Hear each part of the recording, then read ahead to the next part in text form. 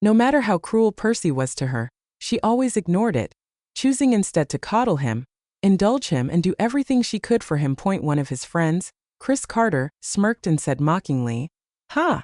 Percy, you've really got away with women. To train up such an obedient dog. Oh, I mean doll. What's your secret? Care to share it with us?" Chris' words, as blunt as they were, drew raucous laughter from the group.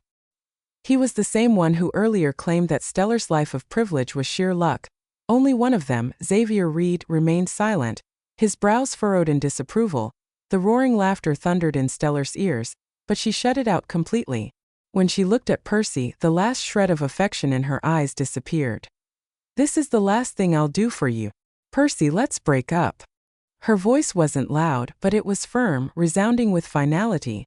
The room fell silent. For a moment no one spoke. Then, laughter erupted again, louder and more mocking than before. Stellar didn't pay them any attention. She turned and walked out of the private suite without looking back. Watching her retreating figure, Chris seemed to sense something unusual.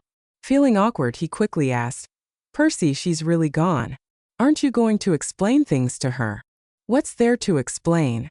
Another one of Percy's friends cut him off, speaking with absolute certainty. "Don't forget how she begged her way into Percy's life back then. A fake heiress who stole 18 years of someone else's life. A stray dog everyone despises. How could she possibly survive without him? Mark my words, she'll come crawling back, crying and begging for his forgiveness before the day is over." Percy swirled the red wine in his glass, his fingers casually tilting the stem. His gaze drifted back from the door where Stellar had disappeared, his lips curving into the faintest hint of a smirk. No one knew better than him how much Stellar depended on him. A woman with no home, no family. How could she possibly have the courage to leave him? It was just harmless banter, a way to show off in front of his friends. What could she possibly be upset about?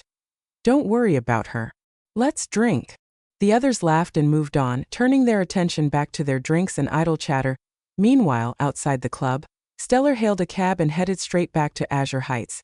Once home, she took a long shower, cleaned and bandaged the wound on her arm, and began packing her belongings with swift precision. Since she had decided to leave, she had no intention of lingering. When Stellar's true identity was exposed, the Harlow family blamed her for their biological daughter's years of suffering. Yvonne had ended up in an orphanage, enduring a harsh life, and Stellar became the scapegoat. They didn't just disown her and forbid her from ever using the Harlow name again. They also demanded she repay every penny they'd ever spent on her. Everything Yvonne had done to Stellar back then remained a nightmare she couldn't shake. At the time, Stellar became a pariah, despised by everyone.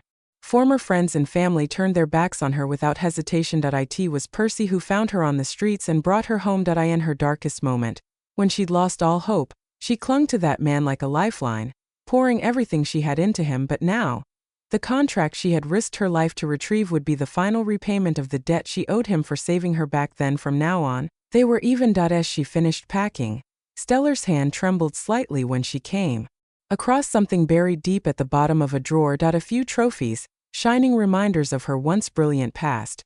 She had been a prodigy, a genius admired by all back then. For Percy, she resolutely turned down Professor Stone, the mentor who believed in her potential.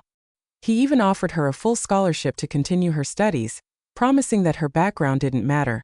She broke his heart when she rejected his offer. Now she knew she was wrong. After a moment of hesitation, Stellar decisively packed the trophies into her suitcase. She zipped it up, grabbed her bags, and walked out of the villa without looking back.